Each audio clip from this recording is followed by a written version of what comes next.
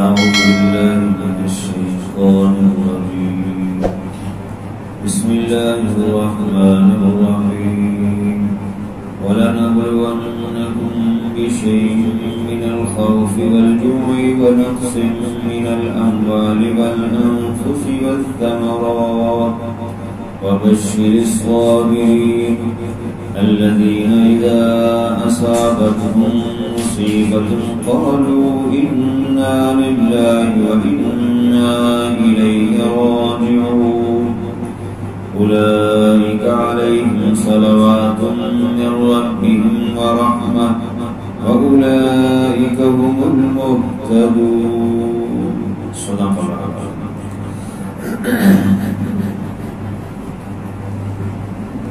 تہذیب اخلاق کے اصول ذکر ہو رہے ہیں، یعنی ان اصولوں پر چل کر انسان ترقی حاصل کر سکتا ہے، دنیا کی مادی زندگی میں بھی اور روحانی طور پر بھی اس کو ترقی مل سکتی ہے، وہ اللہ کا قرب حاصل کر لے، خطیر القدس کا ممبر بن جائے، جس سے اللہ کی رحمتیں نازل ہوتی ہیں، پیچھے اللہ تعالی کا ذکر اور شکر کرنے اور اسی طرح صبر اور نماز کا حکم، اسی سلسلے میں یہاں صبر کے سلسلے میں ہی اللہ تعالی نے فرمایا کہ صبر ایک اتنا بڑا اصول ہے کہ اس کو معمولی نہ سمجھو، اللہ تعالی تمہاری آزمائش کرتا ہے کہ کیا تم مشکل میں صبر کرتے ہو یا جزا فضا کر کے شور مچاتے ہو.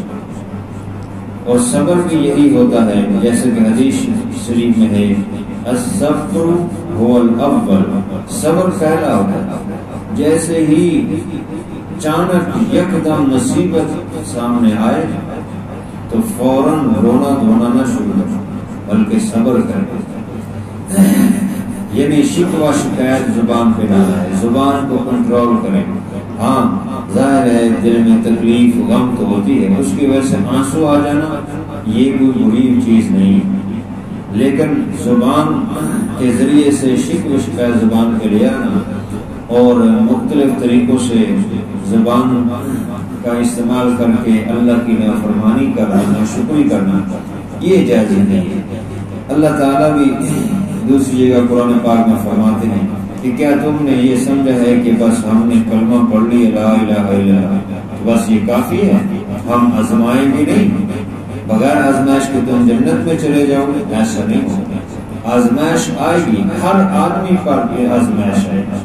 ہاں البتہ یہ ہے کہ اللہ کے نبی صلی اللہ علیہ وسلم فرمایا یبتل الرجل بقدر دینہ، انسان کی آزمائش اس کے دین کی دینداری کے اعتبار سے آتی ہے. جتنا زیادہ اللہ کا قرب حاصل ہوگا اتنی زیادہ آزمائش سخت ہوگی، جتنا زیادہ دین میں کمزور ہوگا اتنی آزمائش بھی کمزور آئے گی.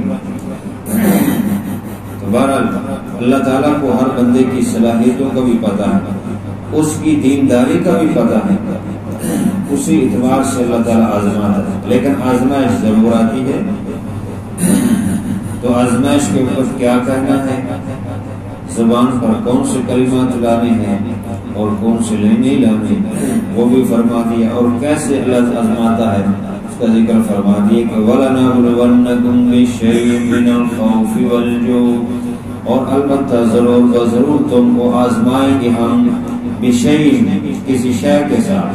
وہ شے کون سی ہے؟ من الخوف، خوف سے، والجوع، بھوک سے، ونقص من الاموال والانفس والثمرات، اور مال، جان اور پھلوں کے کم کرنے سے، ان کے گھٹانے سے.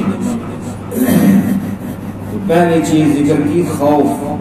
جب خوف طاری ہو جائے اندرونی بیرونی طور پر تو انسان کچھ نہیں کر سکتا، اس کی ترقی رک جاتی ہے، وہ نہ کاروبار کر سکتا ہے نہ کام کر سکتا ہے. ہر وقت اس پر خوف مسلط رہتا ہے، اور اس خوف کی وجہ سے اس کے اعضاء اور اس کے جسم کے اندر کمزوری بھی پیدا ہوتی ہے، تو مزید اس کی تنزلی ہوتی ہے. تو اللہ رب العزت بعض کا خوف کے ساتھ آزماتا ہے. اگر خوف اللہ تعالیٰ کا ہوگا تو پھر مخلوق کو خوف نہیں ہوتا. تو جب انسان جتنا اس کی دینداری مضبوط ہوگی، اللہ کا قرب ہوگا، تو اس کو اللہ کا خوف ہوگا، بندوں کا خوف نہیں ہوگا۔ تو بعض ایسے بھی واقعات ہیں کہ بڑے بڑے نیک لوگ جو ہے، جب ان کو پتہ چل گیا کہ ان کو قتل کر دیا جائے گا یا ان کو پھانسی چڑھا دیا جائے گا، تو ان کو ذرا بھی خوف نہیں ہوا، ذرا بھی کوئی غم نہیں ہوا، کیونکہ اصل خوف ان کے دلوں میں اللہ کا خوف۔ حجاج بن یوسف نے کئی صحابہ کرام کو بھی شہید کیا، لیکن ایسے ایسے بعض اوقات وہ جب کسی کو شہید کرتا تھا تو بعض اوقات اس کے جسم کو گوشت اور اس کے جسم کو کاٹ بھی دیتا تھا۔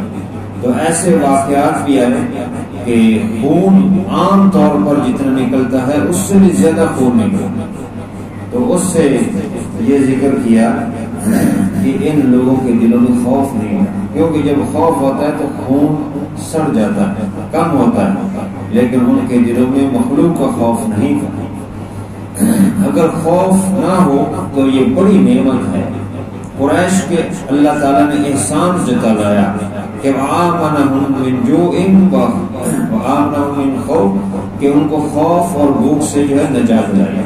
تو خوف اس سے تو بعض بات اللہ تعالیٰ خوف بھی مسلط کرتا ہے۔ والجوع اور بھوک دو قسم کی، اختیاری اور اضطراری۔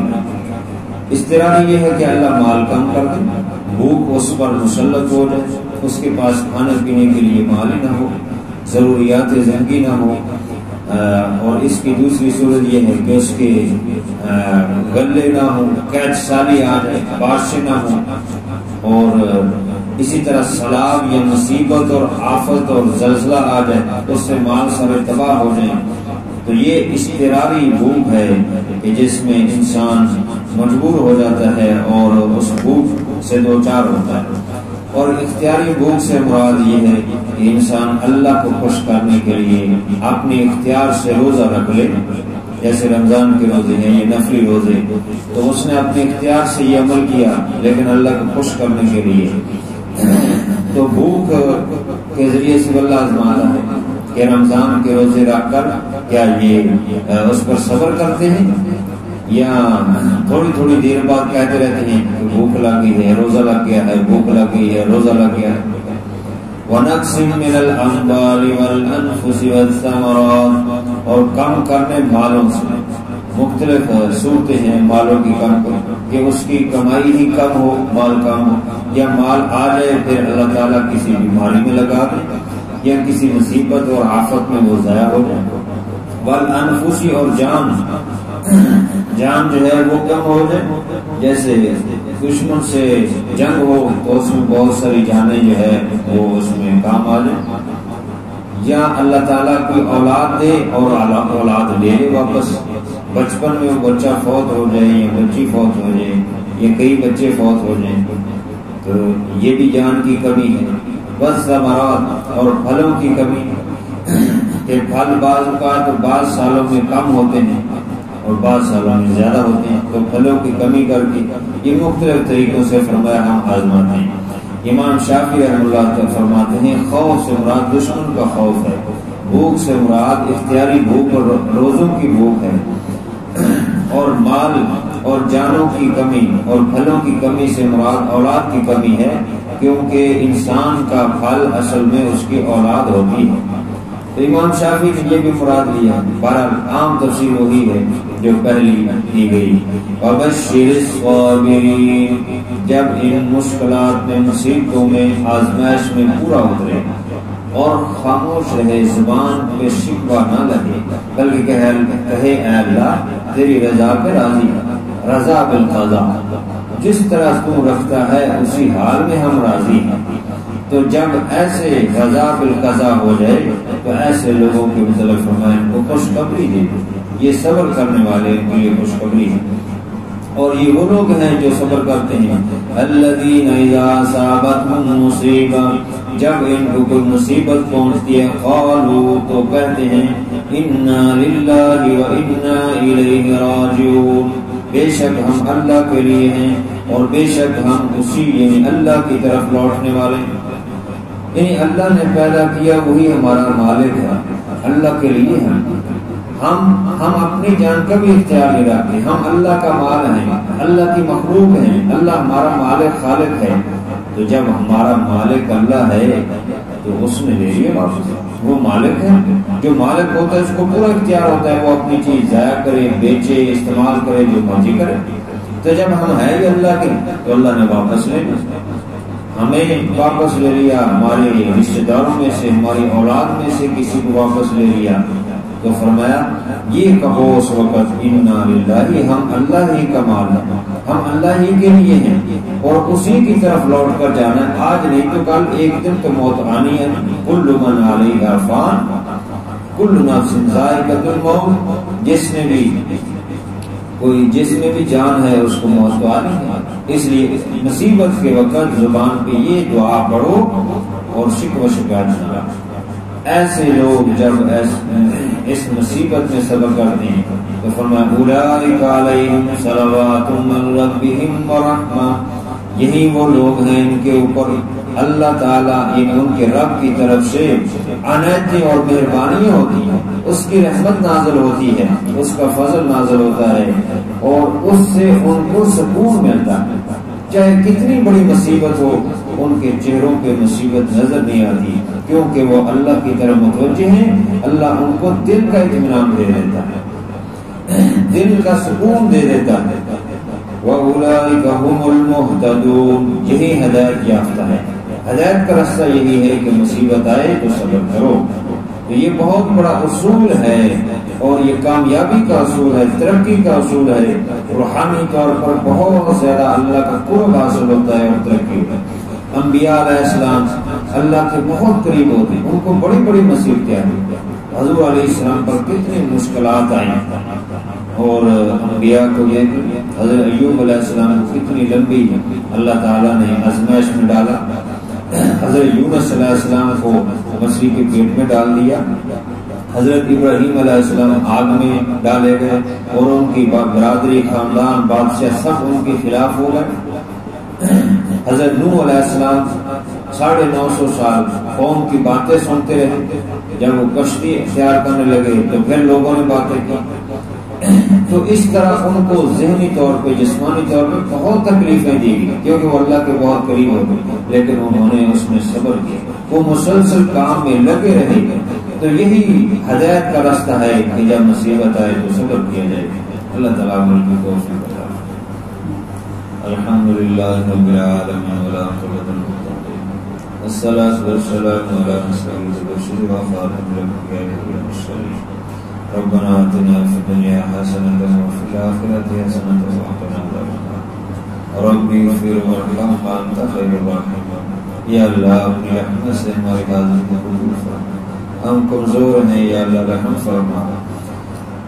آزمائش امتحان کے قابل نہیں، بغیر آزمائش امتحان کے اپنی بارگاہ میں قبول فرما.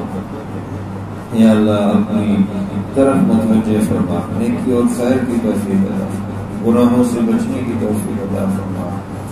اتنے مسلمان بیمار ہیں، سب کو شفاء کل عطا فرما. دنیا سے چل کے ان کی مغفرت فرما، سب کے حاجات کو پورا فرما. دنوں میں، راتوں میں، صبح میں، شاموں میں یا اللہ کا نزول فرما. صلی اللہ تعالی علی خیر خلقہ سیدنا و مولانا محمد وعلی آلہ و اصحابہ اجمعین.